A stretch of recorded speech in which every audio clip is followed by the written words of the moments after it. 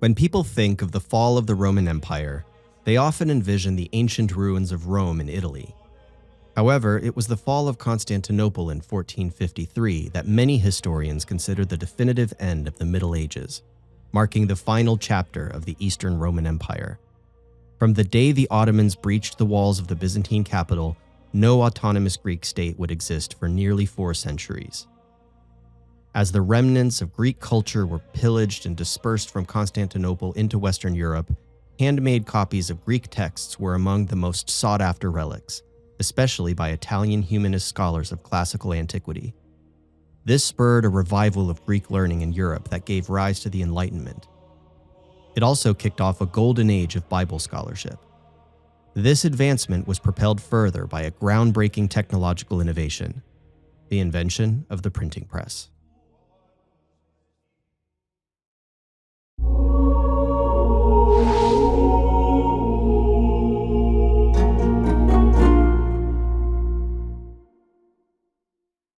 Welcome back to Cross Bible. This is a continuation of our series on the history of the Bible, featuring the beta version of our timeline of the Bible, which you can try out on crossbible.com.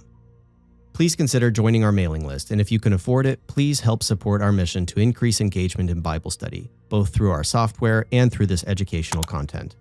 And don't forget to drop a like on this video and subscribe to our channel here on YouTube if you want to see more videos like this. In a previous segment, we went over a textual variant in Luke 4:18, where Jesus reads from a version of Isaiah that aligns with the Greek Septuagint.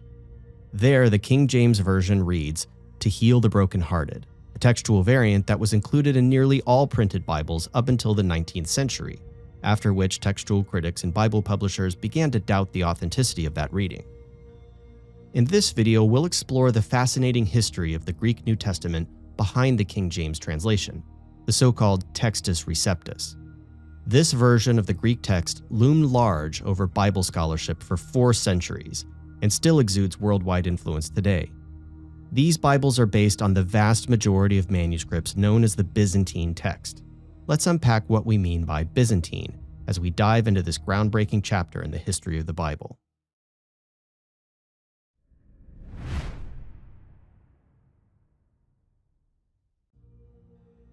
The invention of the movable type printing press around 1440 is rightfully cited as a watershed moment in world history. One of the first books to be printed in Germany was the Gutenberg Bible, which was a copy of the Catholic Bible, the Latin Vulgate. Before the Bible could be printed in the original Greek language, there were several challenges to overcome. For the first 3 decades of book printing, there were no Greek letters made for movable type printers. And Greek manuscripts attesting to the complete New Testament needed to be collected and compared to establish which readings should be printed, since no 2 handwritten manuscripts agreed on the exact wording of every passage. Meanwhile, the Eastern Roman Empire was in its final decade, under siege by the Ottomans and waiting for help from the West that would never arrive. This catastrophic event triggered waves of refugees fleeing into Western Europe, bringing with them treasure troves from Greek antiquity. The educated Byzantine elite found refuge in Italy, where humanist scholars welcomed the opportunity to improve their Greek and to expand their libraries with Greek manuscripts. This transfer of Greek learning had been going on for decades at that point, and the fall of Constantinople opened the floodgates. The conquering Turks understood the value of Greek manuscripts and were poised to profit from the plundered libraries of Constantinople. Texts from classical antiquity like Plato and Aristotle were in high demand, as were Christian texts like the Church Fathers in the Greek New Testament. And there was a concerted effort among Catholics to expand church libraries with Greek Bibles from the East. This revival of Greek learning fueled the Italian Renaissance in the latter half of the 15th century, laying the groundwork for a major turning point in the history of the Bible, the very first printing of the Greek New Testament.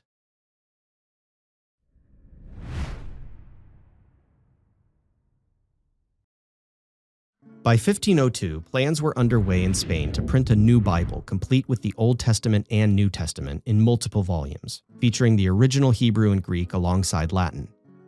This multilingual Bible, known as the Complutensian Polyglot, was the undertaking of several scholars who worked diligently for over a decade on this monumental project.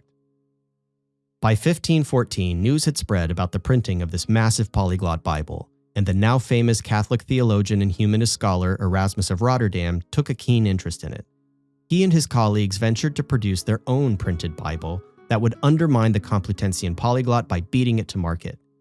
This could be achieved by ignoring the Old Testament and limiting the scope of his project to only the Greek New Testament, lined up alongside the Latin Vulgate text for comparison.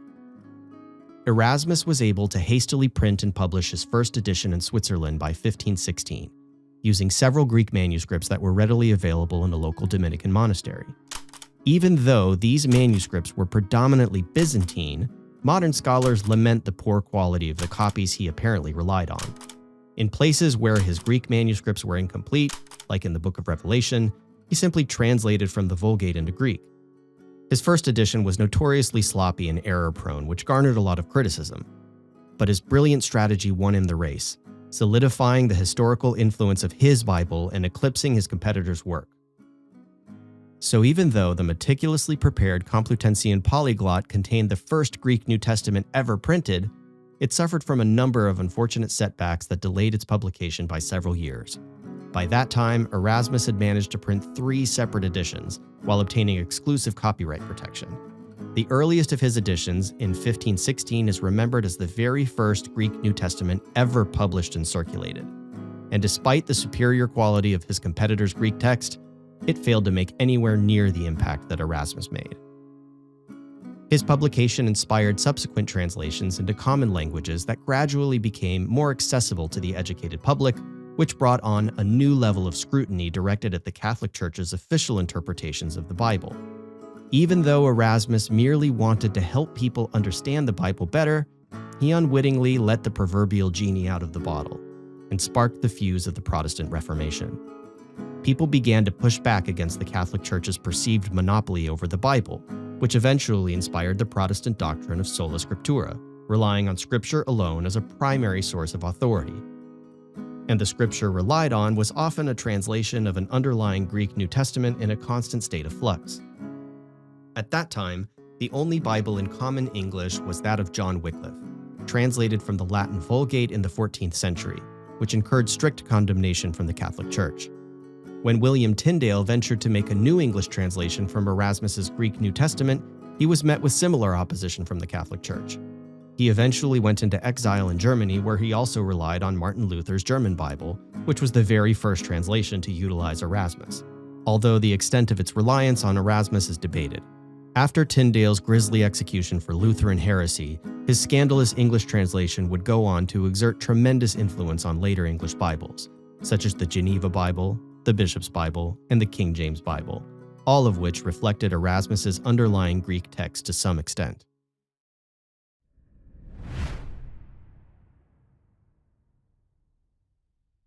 Now that we have more historical context, let's shift gears to our timeline of the Bible on crossbible.com. You can go back and watch our last video to learn more about the navigation features. Please keep in mind that you can click on this button next to nearly every Bible on the timeline to open up a note with additional information. Just remember to always hit escape to return focus to the overall timeline. Let's start here, zoomed in on the 16th century Bibles under the header Textus Receptus. This chapter in Bible history is defined by the legacy of Erasmus.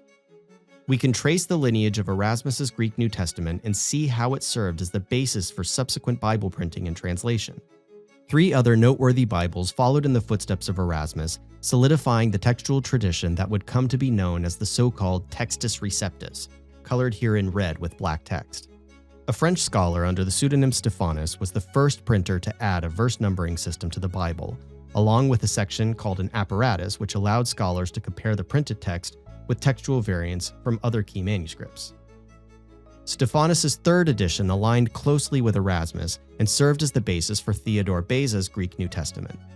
Beza then gave rise to a 17th century Bible printed by the Elsevier brothers, who unintentionally coined the term Textus Receptus in their preface, affirming that their Bible reflected the text now received by all in Latin.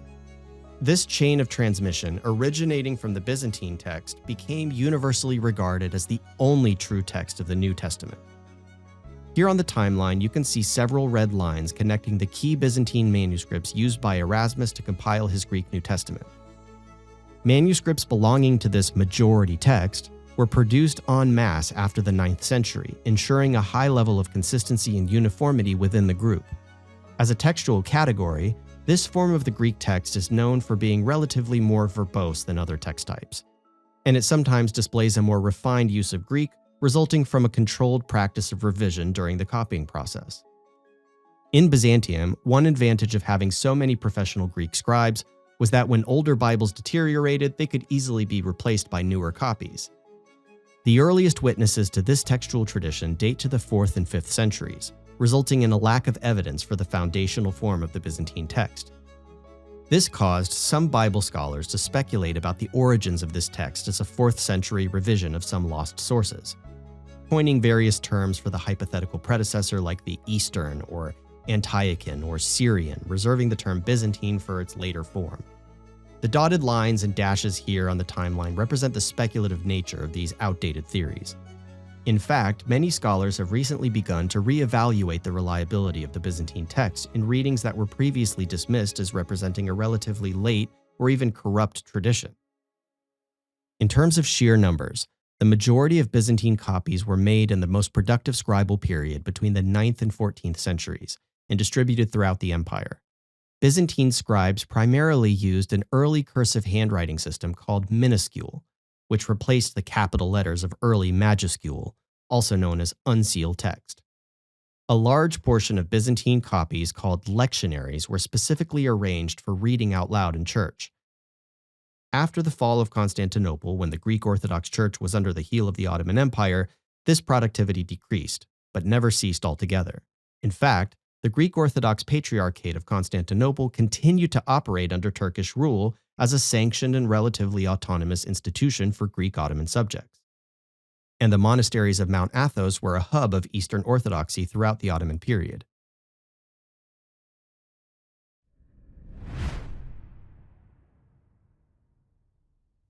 As the Textus Receptus swept across Europe from the 16th to the 19th centuries, it became the basis of multiple translations in European languages, such as Spanish, French, Italian, Hungarian, Dutch, and Polish, to name a few. The received text also gained a foothold among diaspora Greeks who wanted to produce new Bibles for their compatriots in a more accessible form of the Greek language. From the 16th century, the Textus Receptus began to be translated into vernacular modern Greek, much to the chagrin of the Greek Orthodox Church, who viewed these Bibles as debasing the original holy language with what they perceived as vulgar paraphrases. But the trend of translating the Textus Receptus into common languages continued until the 18th and 19th centuries, when scholars began to challenge the legacy of Erasmus. In 1904, the Greek Orthodox Church responded to the anti-Byzantine trend in Bible scholarship by compiling its own authoritative edition of the Greek New Testament, published by the Ecumenical Patriarchate of Constantinople. This edition is sometimes referred to in an Eastern Orthodox context with the contentious term ecclesiastical text. It's labeled here by its common designation, the patriarchal text, or the Adoniadis text. There were two later attempts by American scholars to scientifically reconstruct a prototypical Byzantine text using all of the available manuscript witnesses. These New Testaments are commonly referred to by the abbreviated names of their editors: the Hodges and Farstad edition in 1982, or HF, and the Robinson and Pierpont edition in 1991, or RP. There are generally very few noteworthy differences between these versions of the majority text, and they overlap quite a bit with the patriarchal text and even with the Textus Receptus, which is why the Bibles on the timeline that are predominantly Byzantine are colored red, differentiated only by text color.